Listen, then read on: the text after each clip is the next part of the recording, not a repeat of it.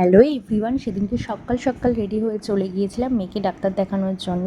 তো এতটাই ব্যস্ত ছিলাম যে সকালে ফোনটা অন করে ভিডিও শ্যুট করা হয়নি।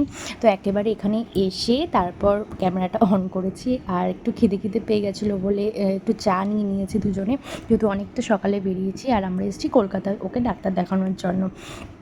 তো বেশ সকাল থেকেই ব্যস্ততম শহরটাকে দেখে বেশ ভালো লাগলো।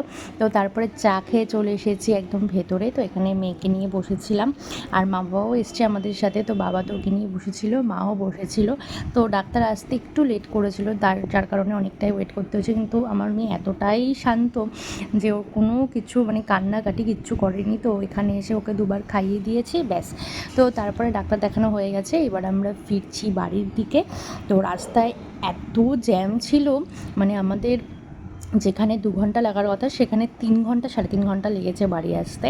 আর এত গরম ছিল, তো মেয়ে তো কিছুতেই মানে থাকতে পারছে না গাড়ির ভিতরে, আর এসিও চালাতে পারছে না যেহেতু একদমই ছোট ও, যার কারণে ঠান্ডাটা লেগে যাওয়ার চান্স থাকে। তো ওকে আমি গাড়ির মধ্যেই চেঞ্জ করে দিয়েছিলাম জামা, একদম বাড়ির একদম হালকা জামা পরিয়ে দিয়েছিলাম। তো চলো ভিডিওটা এইটুকু, দেখা হচ্ছে নেক্সট ভ্লগে।